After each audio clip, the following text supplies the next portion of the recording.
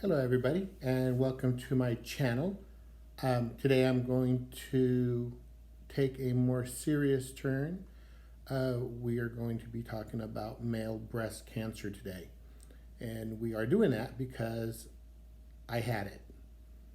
Um, that makes us like less than 1% of the population. It's probably not a discussion format that people either A, don't want to get involved in, or B, don't know how, or C, it's just kind of so uncommon for males that we really don't get that fair shake like the women do.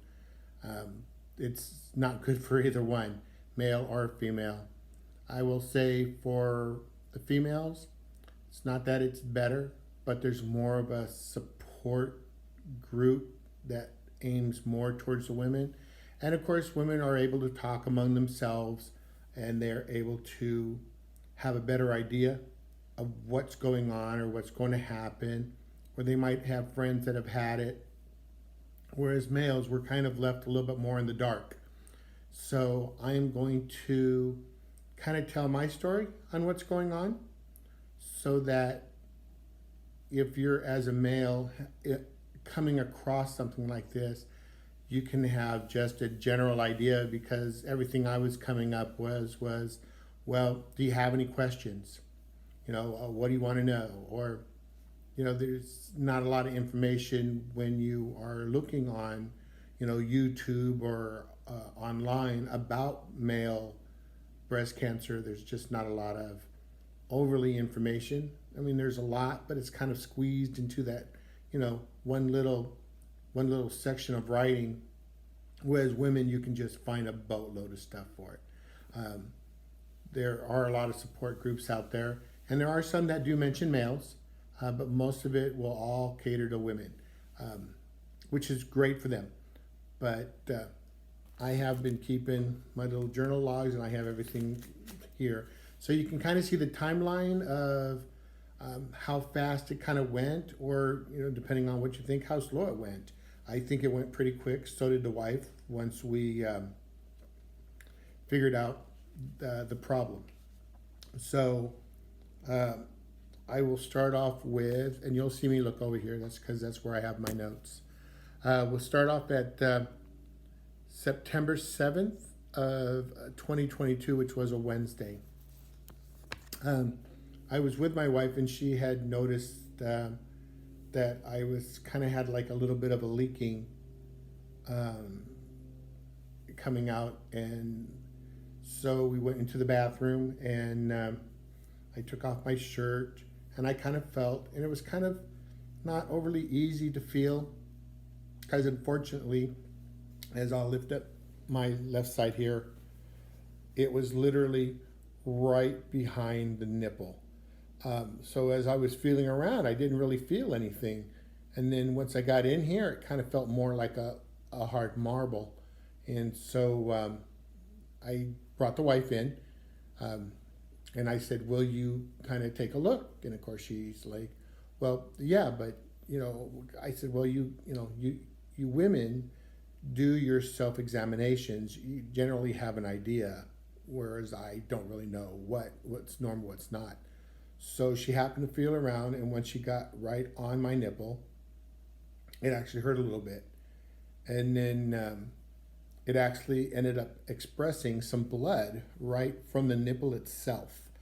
And once that came out, I took a picture of it. And I was dealing another doctor at the time that also deals with cancer as well, and just a kind of a different type. And so I made that appointment, and once which was my doctor, Dr. Browder was the first one here. She's a doctor here in Las Vegas, Nevada. And so that's when I first started seeing it, was September 7th.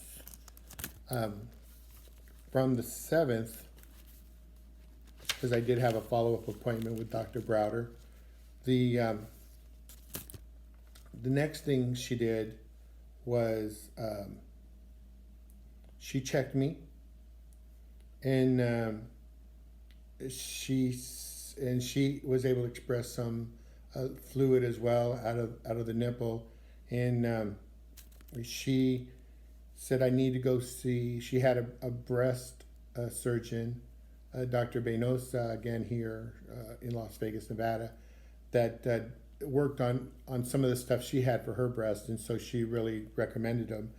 And not only did she recommend him, but Dr. Browder was in personal contact right from my doctor's appointment over to Dr. Benosa, and they were talking back and forth and said, hey, you know, she had somebody for me to go over, and this was the situation. And they got me in pretty quick. There really wasn't no messing around at all.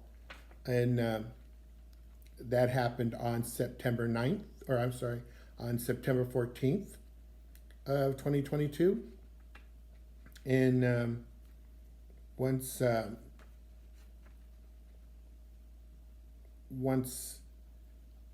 I got that done, and I'm sorry, I will not try to make this video a long video, but I have brain problems and I'm dealing with that too, so much. They put in a stat order to our local Steinberg here for a mammogram for breast mass and a right breast ultrasound. And that's where my problem was on my right side. On 9/15, 2022, I made the appointment for my right breast ultrasound on 9/21 of 22, and had my mammogram scheduled with an ultrasound. And then from there, you know, a lot of stuff goes through your brain, but again, this is just kind of how it kind of went for me. The next, on September 21st, I went in and I had my mammogram and ultrasound test for my right nipple that bleeds. I had everything sent to my primary doctor, so I will tell you this. Whatever you do, if you have a primary doctor, don't keep that doctor in the dark. Make sure whatever you're doing, he gets all that stuff too. I will tell you, once they kind of came to that conclusion, which I'll go through here, that it came out positive I had breast cancer, he actually physically called me and really surprised me. And he said, hey, let's not mess around with this. Let's get on the ball and let's get this taken care of. He just wanted to make sure I was okay. It's Dr. Connors, again, Las Vegas, such a great doctor. Once I was done with my ultrasound and my mammogram, the next thing I was going to have, which they had to do, was a biopsy. So that was so on 9/22 is when my primary doctor, Dr. Connors, called me and saying that he had got a fax from SDMI or Steinberg and ordered me a biopsy and a referral to a breast specialist, which I actually had two doctors working on it. So I thought that was pretty amazing that that they did. By 9/23, my primary doctor, Connors, called and they told me they did a referral for Dr. Benosa and for the biopsy. So on September 27th of 2022, I saw Dr. Benosa. She was able to express some blood and some liquid out of my right breast, and so she said right off the top that she was 98% chance sure that I have breast cancer, but we wouldn't know until we had the biopsy. So that was obviously next on the list. And then I ended up having my appointment on October 10th to go to Steinberg for an ultrasound guided breast biopsy of the right side. I went to Steinberg's just to take a look and have an idea of what that would entail. And they called it, a slight discomfort or, a mild discomfort. And I can tell you, it straight out hurt. God bless those women that are large chested, and if they had to go in deeper than what they had to do mine, it hurt. It straight out hurt. And of course, they shot me, as I'll show again. So they shot me here right off on the side because that's where they were going into on the right side, and that's where they ended up having to do my shots. And they were also trying to get it to numb before they do the biopsy. The biopsy, it was a good size little weird contraption. The best way I can describe it to a certain degree would be, we call it kind of like the clacker, because it would be similar to like if you held an electric toothbrush, and what happened is it slides in and it goes clack clack, and then it pulls whatever it needs out of the mass, and it goes back in, and then which he ended up doing twice.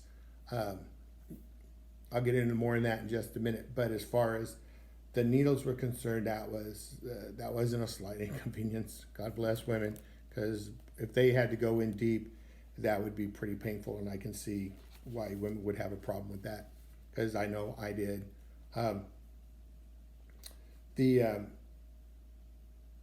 What I didn't really like was they also shot me with because they don't really give you like anything to numb, but beforehand to help with the needles going in, which I wish they did. But they ended up shooting that to try to numb it. Well, I don't think the doctor waited long enough, and he did try to, once he got the shot in, he was massaging it, trying to get it to go around. And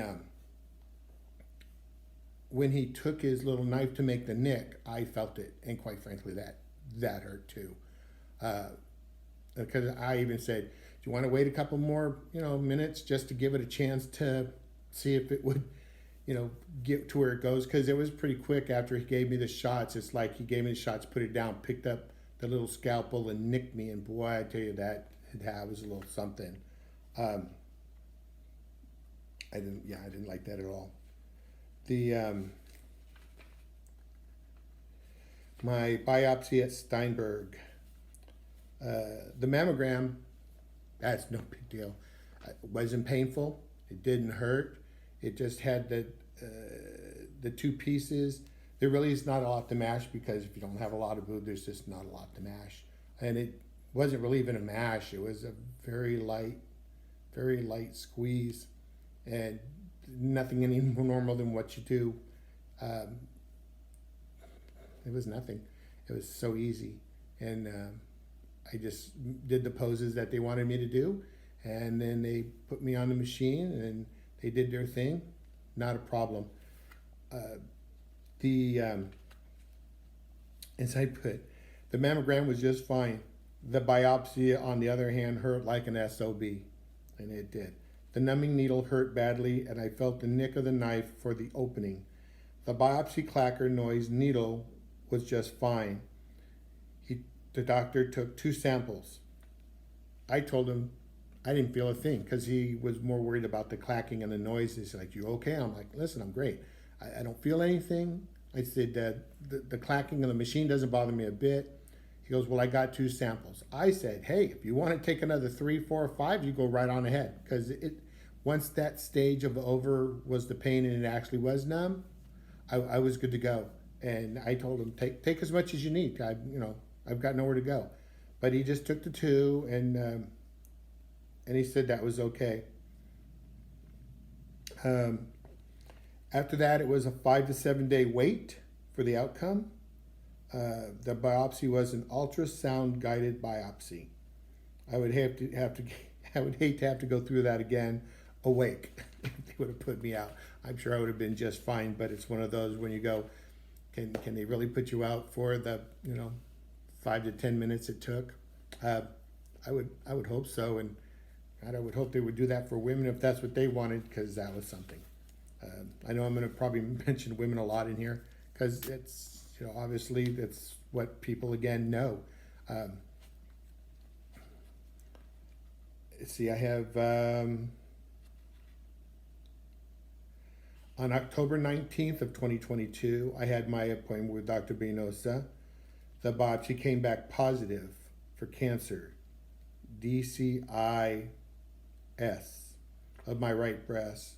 Now I'm just waiting for a surgery date. So you can kind of see how fast I kind of moved along. She did say it was like a DCIS2. I have an appointment coming up here on December 7th, so I can try to figure out. I have no idea what stage is. Like I said, it's kind of hard to find stuff on the male side, and obviously I don't understand it enough. I keep having to tell the doctors, talk to me like I don't know anything, because they're using all these big words and a lot of medical words, and I'm not a doctor. I'm just a person. So it would have been nice if they could literally just kind of talk, dumb to me and say, okay, so you have a DCI, this is what it means, and it's a 2, and that's a stage 2, or maybe it's, whatever, 2 millimeters or 2, I don't know, but I will find out on my next appointment, because they had to go in, and obviously I had surgery, and they did the cutting. So I'll be able to find out more once that point comes. We're going to jump all the way from October 19th. Now I was just waiting till November 17th, and that was my surgery day. And it was at the hospital here, Sunrise Hospital. I did have to do, and as I say this, you are in charge of your own health care. Be involved in your own health care. Nobody had called me. We were getting close to the surgery date, so I made some phone calls to find out that the referrals that they were sending back and forth to Sunrise, because you had to go in for pre-testing, having blood drawn, and they did another mammogram on me, and stuff like that was days before. And if I would have made a phone call, it might have either been canceled, or it just would have been longer than expected, but more likely canceled, because as I talked to them and said, nobody's gotten a hold of me. What do I need to move it along? I got involved, and I was making phone calls back and forth between the doctors and Sunrise to get on track. What I did leave out, which you should know, is when I went in for the biopsy, what gets left behind is a little metallic piece. I want to say it's a little radiated metallic piece, and that's so that once they actually have it, they mark it, so that this way when you go into surgery, that the doctor has this little machine that she can read exactly where it is and find exactly where is the cancer at, or so that this way they can, they don't have to search for it. They'll know exactly where it is in case it moves or anything like that. They just know it. So a little piece of metal does get left behind, but they said it doesn't set off anything. You don't have to worry about airports or MRIs or anything like that. It's just a marker for the doctor and for future doctors, or for future references, just in case it comes back. This way they know where it was at, and kind of work from there. I thought that was kind of cool, and it's I think that's a good policy to do. And again, that was November 17th, 2022 was my surgery. Um, I got in pretty quick. I was pretty nervous. It's that's yeah, I was pretty nervous. Um, I went in, got checked in. That was no big deal. Um, they got me right to the back. I had to do some pre-surgery stuff, which was they had to do. Uh,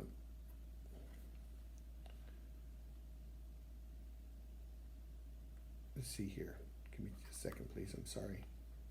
Um, they took me in to radiology department where they gave me 4 shots of radiated dye around my right nipple. Um, that, again, that was pretty painful. When I got in there, the doctor said to me, "Scream as loud as you want, curse if you need to." I said, "Well, I really don't do that." But I kind of used one word when it was all done, but they made out again, nothing to numb me with, so it was all done without numbing.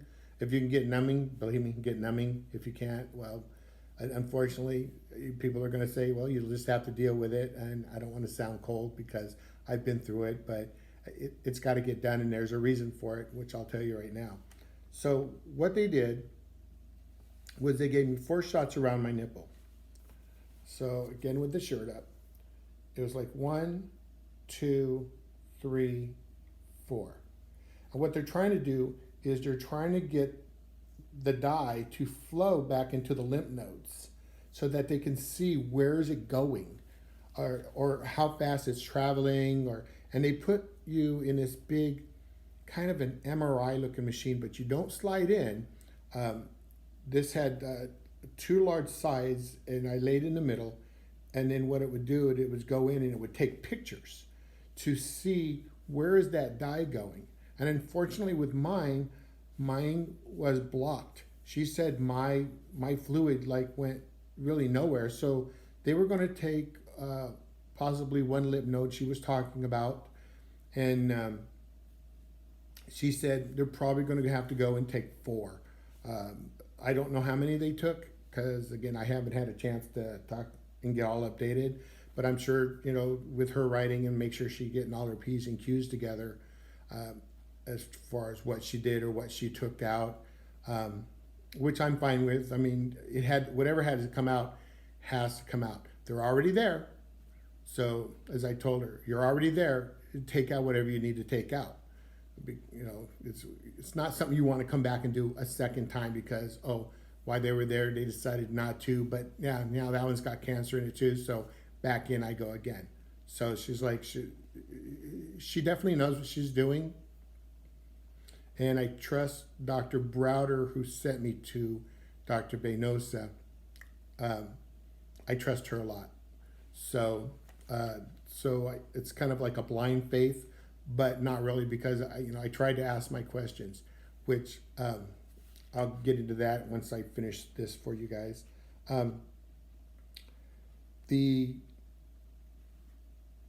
Once they were done with the radiation, it took an hour. I was in that machine about an hour, and once they figured out and that it wasn't going anywhere, then it's kind of like a wait and see. A lot of it is we have to wait and see until we get in there to know exactly what we're dealing with, because, which I understand, if you don't know, you don't know. If you can't see it, you can't see it. It's like tearing down an engine of a car. It could just be a cracked head, or just could be a bad seal. You don't know until you get into it. There was a little funny part in there, but again, I was pretty nervous. But I had gone into my room, and they had all my charge nurse, or my nurse came in, had it all down. I did everything in my room and everything, and then they wheeled me away. Well, when they wheeled me back, they had cleaned my room, the curtain was closed, and there was another nurse that was writing information on my little whiteboard. And it was talking about a new patient, a new doctor. Well, I didn't recognize Dr. Benosa being right next to me, because everybody's all garbed up. So I get in there, and the guy looks over and he goes, what's going on? This is his room. And someone says, no, that room's been given to another patient. Well, then my nurse got involved and said, hey, wait a minute. No, that's my patient's room. Who gave it up? I didn't give permission, and that's my patient, that's my room. And it is almost like a little catfight squabble going on there, which in one aspect is good because you want to know that your nurse is on your side and wants to take care of you and make sure you're okay. So another one said, well, I did. And she got the charge nurse, and they went around just, it wasn't very long, just about a minute and a half about, no, he's my patient. This is my room. I didn't give it up. Nobody got my permission. That's not acceptable. And then my doctor, Benosa, was all over them too about how they gave my room away, and that doesn't cut it. That doesn't fly. And so they're like, well, what is he supposed to do now? I kid you not. Someone said, we need a room right now. And they literally, 2 people jumped on the one spare room they had. They wiped it all down. They cleaned it all up. They got the bed sheets all changed. And they literally had it done within about 2 minutes, just working it. And then I went from my wheelchair right onto the table, and in which then the anesthesiologist and the doctor comes in and says, this is what we're going to do, and this is how we're going to do it. And, and they could tell, I was shaking relatively good. I was pretty nervous. As I know I say that, but again, I'm just trying to tell you guys, my experience, and, hopefully some of this stuff won't be your experience. You always want it easier for the next person, and that's why we do this, videos, so that you guys just have a general idea.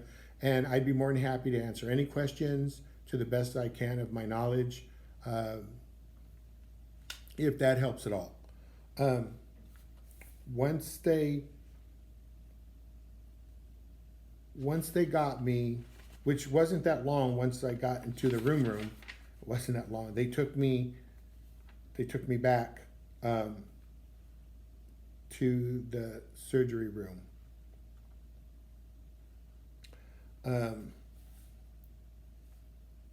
Once I was there, they put me over on the table, and then they strapped my arms, and it's hard for me to move my arms, but they strapped my arms out flat on the side of me.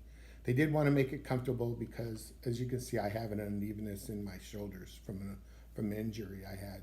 And so they had me put my arms out kind of like Jesus on the cross. And I remember I go, I know I'm going to be out in just a couple of minutes. I said, but my nose itches really good. So the guy, no problem. So he undoes me, and I just kind of itch my nose, put my hands back down, and then he strapped me back down to make sure. And everybody was treating me very nice, and that was very helpful. Reassurance, I think, is a big thing to have, because it's major surgery. I want to make sure I come back out, right? I have a wife, and I have a life, and I have family, I have grandkids. I'd like to be able to be here for them and not think that that's where it ends. No matter how small of a cancer or anything, it's still major surgery. So reassurance from family, even your wife, your kids, depending on how old you are, and definitely the hospital staff that's working with you is a big plus.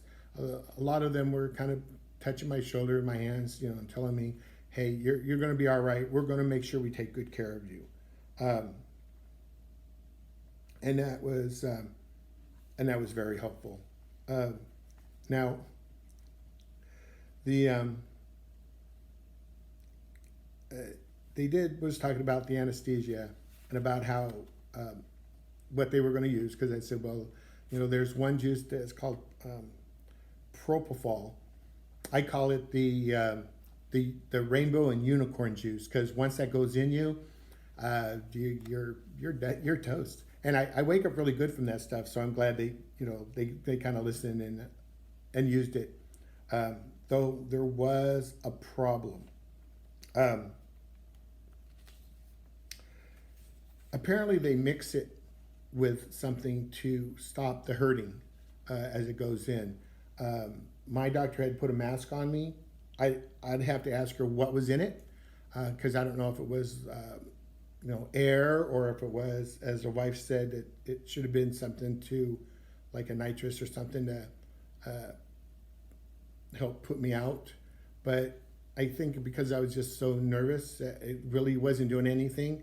I was able to kind of breathe it in, but I didn't really overly feel an effect. They put the propofol in my IV, and I will tell you this. Ask, hey, do you mix that with anything else, or make sure you put enough of whatever agent you put in there to numb it, because from so my IV was here, from here to here was an excruciating pain. He said, it's going to go in, it's going to feel a little cold, you might feel a little bit of pain. I told him as soon as it hit, and it was like my arm was on fire. And all he said was, I must not have put enough something in. I'm like, well, it's excruciating. I said, you got to do something. I can't take the pain.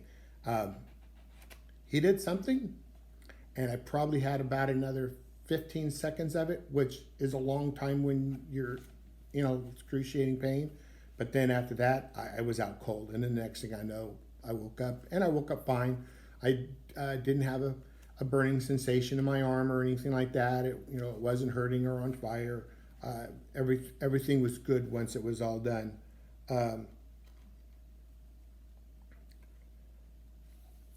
I wasn't in the recovery very long, and it was a day surgery, so I didn't have to spend the night. Or I told him if it was too much, that I'd want to be admitted in, because I've had a couple of surgeries before this, and quite frankly, being at home in that kind of pain, both of them honestly I should have been at least held overnight. One of them was a prostate surgery, because I have a prostate that's like the size of a grapefruit. That one I probably should have stayed overnight, and I told him I should have stayed a day or two, because the catheter and everything was excruciating. But back to the breast cancer. It was just a day surgery, and I'll find out what happened in my regular surgery once I get to see the doctor on December 7th. If you decide you want to know what happened, I can make a quick video.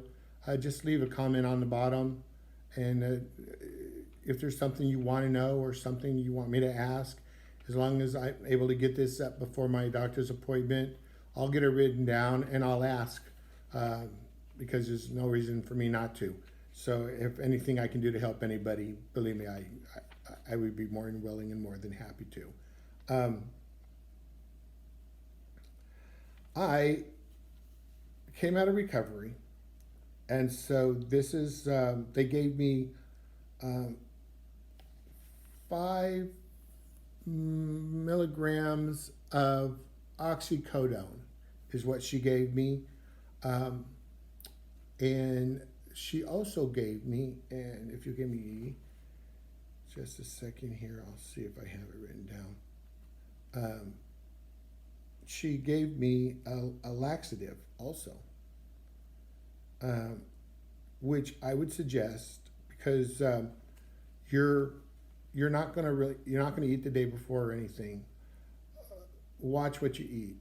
I was just doing ramen noodle soups, and I'm the type, I need to eat, otherwise I shake. But just ramen noodles, trying to keep it easy. Something, even my Dr. Browder, which was my referring doctor to Venosa, said, don't get constipated. I didn't take a pill before. She said take a pill before, but with the way my body is, I thought that would have been a bad idea. As far as taking, and if you'll excuse me for a second, I'll reach over and grab the pills that she gave me. Uh, Definitely out of surgery, once you get home, take yourself a pill to use the bathroom, right? So, as to whatever kind of pill you use to help you move things along, she gave me, and this is 100 milligrams of Docusate, Docusate, and I will show you what the pill looks like, because you need something that's going to help you, because with all the pills and everything that and all the anesthesia and stuff like that, so it's like a little red pill, and that's a laxative. Take a laxative. Do yourself a favor. Even with the laxatives, it still took me almost 4 days to use the bathroom. Peeing wasn't a problem, but that's not your problem. I didn't eat a lot after surgery. Again, I just kept it to basically ramen noodles, something kind of liquidy, because you're going to get stuffed up. And I did the other 2 surgeries, and believe me when I say, I mean, it was the one I think I was almost at 6 days before I even used the bathroom. The other one I was at almost 7 days before I used the bathroom. So I wanted to make sure this time I beat it. So as soon as I got home, I popped the laxative pill, and I said, I 3 days worth and still nothing, but at least I knew it's going to work. You definitely want to do that to help get it out of your system. Now for the other thing, and this is what I have hanging off my side. It does have liquid in it. If it's something you don't think you can take, you pause it or fast forward through it. Otherwise, I'm going to show you exactly what I have. So they put on, it's a medical drain tube. And this is what they have. And I haven't actually seen the mastectomy, and they gave me a mastectomy. I don't know. It's just me. I'm just not ready to kind of get into it and look at it at the moment. So I kind of keep it covered, and I stay away out of the way of a mirror. You know, the wife helps me shower, and she helps me get stressed because it's hard to do really anything with my right hand. So she kind of more or less there for me. And so I have this, and here's my drain tube. And then I have a pin, and then this is the stuff that comes out, liquid. So you squeeze it, and you can go online and you can look up medical drain pump, and it'll show you different ones. There's a actual name for what they call this. I call it Tony right now because Tony's my best friend. He goes with me everywhere. He hangs close to my side, you know, and he's there for me right now. So I just kind of teased the wife, and you know, trying to keep everything upbeat. I just said, you know, that's Tony. You can see the fluid that's going through it, the stuff that's in here. More stuff has come out because it's not just fluid that's coming through here. And to move it along, they have you pinch it, and then they have you push it down. What you can do, and you can see that bubble that's right there. I actually tap it. It's usually hanging more because I usually don't leave this hanging. And then everything just kind of fills in, and it's a one-way valve that's inside of it, and you're not really going to be able to see it, but there's a one-way valve that's inside of it. So they tell you to pinch and then take it, and you're going to squeeze it down, and then when you're done, you let the top go, and then you let the bottom go. And as you can see, that's how I do mine. There's been a lot of, and the tube is actually pretty clear now, but I wish something would pick up. There gets to be little strands that come in here, and they'll go down through your tube. So what I do is I take the tube and I roll it. And I don't try to hurt the tube because you definitely don't want to have them re-put it in there or whatever the story is. I'd be really careful. And then I just kind of roll it, try to break it a little bit because I've had really long strands that have gotten caught inside of the one-way valve. So when I do that, I actually go to the table and I hit it down. So I try to hold it and I hit it down, and then that will help move that along, and it usually has. So that's been very helpful, but that's how I deal with my pump. And then the wife comes, and again, excuse me, but I'll show you the cups. This is what they give you, or they should. I think there's probably a lot of things they probably should have gave me that they haven't. But, and it shows all the little measurements and everything like that. Well, the wife writes them down. So what she does is wrong side. She has the date, the time, and then how many milliliters. And they didn't give me a chart or anything. Some of them online will show you where they give you charts and stuff. So I think they kind of miss some of the stuff, but this is stuff that they need to know. And you need to make sure that, you know, you get it down so that they can see what they're doing, because they can't take this thing out until you're all good to go. Because what will happen is, as long as you're draining, that will get caught up in here. And I'm going to lift this up and I'll let you guys see what my mastectomy looks like. But first, what I'm going to do is I'm going to show you. So here on the side, because it's coming out here, you have your lip nodes. And so I went on YouTube and there's a massage that you can do for your lymph nodes to help bring down the water. Because they say the bad thing is your arm can swell up. Well, a lot of times they say if you can get a compression for your arm, that would be nice, because then it's kind of pushing and it's not you pushing it. Otherwise, you have to try to get some of the fluid to go down, right? And then you have to get it, and I actually massage and bring it forward, forward, forward, and that's how you get the liquid to go into your tube. Otherwise, what happens is it just stays there. Well, it does. It just stays there, and there are times where it hurts, and I can feel it, how low it goes, or even into the front, how low it goes into the front, because the fluid is all just kind of taking up the room. I've had it even here, and so I've had to, try to massage and bring everything down. So this is what my mastectomy looks like.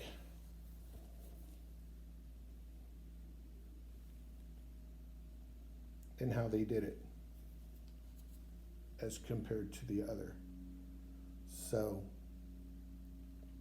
and as I'm doing this, I'm not looking, I'm just not ready to look. No particular reason why. Like I told the wife, I'll look when I'm ready. But right now, I'm just not interested in looking. What I'm just interested in is getting this stuff done, getting it off of me, and then moving on to the next stage. I don't know if I'm going to have radiation.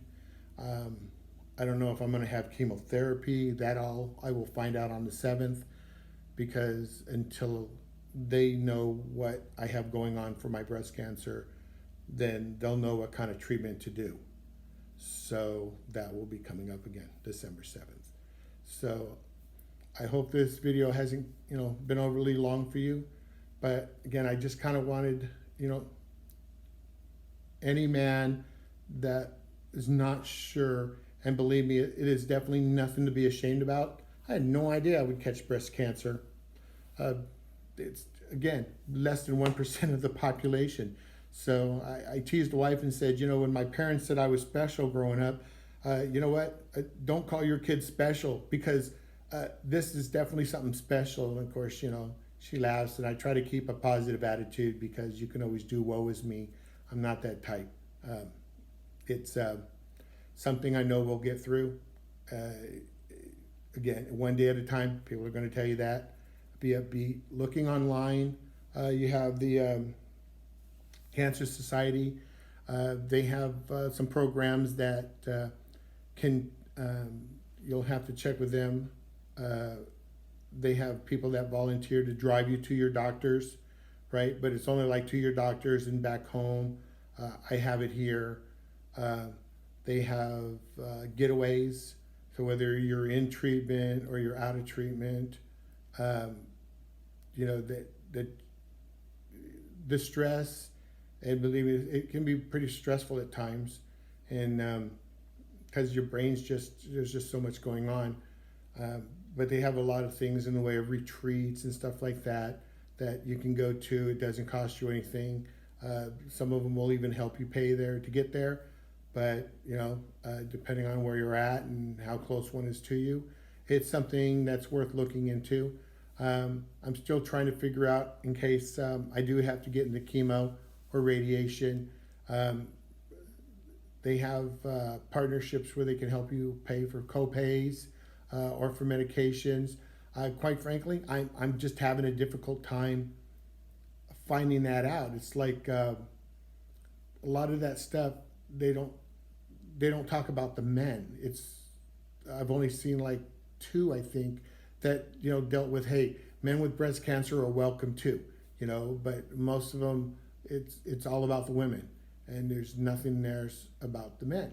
So it's hard to try to figure out as far as, you know, what is it that you need or what kind of help you can get. Quite frankly, you know, the car going back and forth is obviously going to be huge because, you know, you're getting there, you're getting the radiation, the chemo. I assume just like everybody else, you're going to be sick. It's not something you want to drive, you know, and depending on where it is, how far away, that in itself is just a big thing. But it would be nice being able to help financially as far as, you know, co-pays or, you know, whatever it costs for the chemo or the radiation. So there are some things, and fortunately you have to start off with a Cancer Society. And then in Nevada, we have a 211 dial that gets you into, and you just tell them what it is that, you know, you're looking for, and they help provide the resources. I was trying to see if the state of Nevada did anything for cancer people, and as of right now, I can't seem to find anything, though I'm still searching to see. But I have so many doctors, so you know, trying to make the phone calls during the day sometimes, you know, are non-existent, and I just have to bide my time. But the biggest part is over. I've had the surgery done, so that is the biggest kicker. Now I will say, and I will show you this, so I will be off camera for a second. This is my, let's see, where are we sitting? Oh, there we go. That is the couch I sleep on. And the reason why I sleep on that couch is more for practical and comfortability, even though it isn't comfortable. Because when I sleep, I turn a lot. And if you're that type, having the back of the couch as your backdrop makes it very stable for Tony. Because what happens is when I sleep, and let's see if I can do this here. So when I sleep, I have him kind of up over here. Even though he is tagged to my shirt, if you roll around, and the wife has already said, I've pulled a few tapes here, in movement. So I put my back up against the back of the couch, and then I just kind of lay with Tony hanging off to the side. And so this way, when I get up to go to move, I already know, hey, I've got him right here. I have to be careful. I don't turn because it keeps me pretty stable. I feel every once in a while to make sure I'm not leaking. Make sure the bulb. I actually have. I have a beach towel that is on top of a quilt that's on top of the couch. So this way, in case this goes or something happens with the tube and I start leaking, I leak onto the beach towel, which I have it. I have it folded like 4 times, so it only basically covers just about from the neck, just a little bit below the waist. So that's what I have covering that couch, and that's what I sleep on. So that's something you definitely want to look at and consider. If you're not a turner, that's okay, but the problem with, you have to be careful, is if you pull this out in any sense of the word, it's you going back in, and they're going to have to re-put it back in, whether that's in office or whether that's by surgery.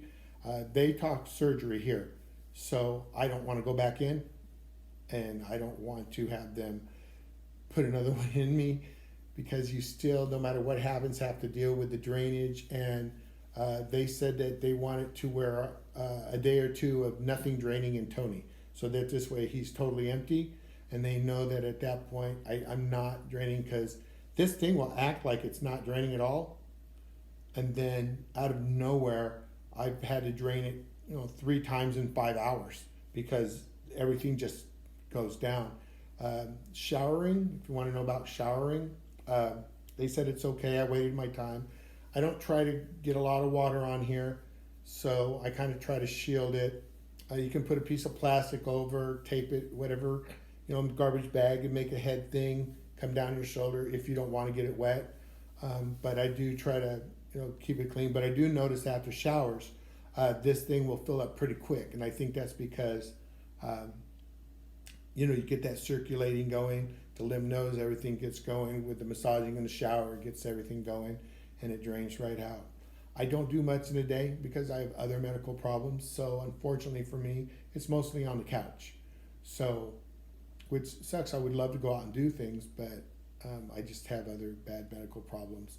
So this is just like, the cherry on the top of the list, right? It's like, oh, I have this. Oh, what do you have? Oh, I have male breast cancer. Oh, there's your cherry. So again, if you have any questions, I'm going to wrap this up so that this way it's not too long for you guys. I'll try to answer the best I can, and we'll kind of go from there. Again, you can look at my other stuff on my page.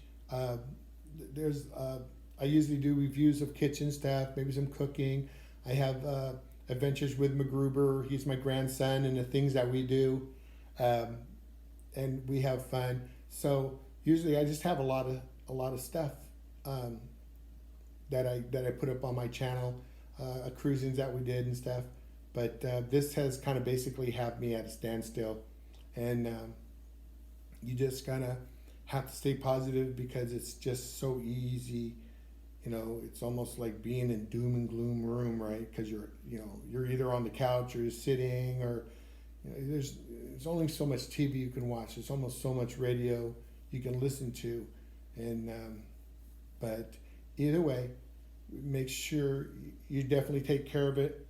Don't worry about people. We're not in that age anymore where they make fun of you. I've not had anybody make fun of me or anything like that. Everybody's taking it pretty seriously, and they all try to be positive and send their prayers my way, which I'll take it all. That's great. So you too, you can get through it too, as difficult as it might seem. Whereas odd, you'll get through it too. Just stay positive, and try to think ahead, and also take it one step at a time. So with that said, thank you very much for listening to my story. And again, any questions, I'll try to do the best I can in helping. But please take care of yourself, be safe, and if you have male breast cancer and that's why you're watching this video, God bless you. We're all in this together. Don't be afraid. Don't worry about a lot of little different things. Just take it easy, and if you need to breathe, just take a breathe. And if you have family, take their support. You don't have to be alone in this. You don't have to shelter yourself off from this. It's okay. It's okay, and you'll be just fine. So with that said, again, thank you very much for watching my channel, and God bless you. And I hope everybody out there has a very nice day. So thank you very much.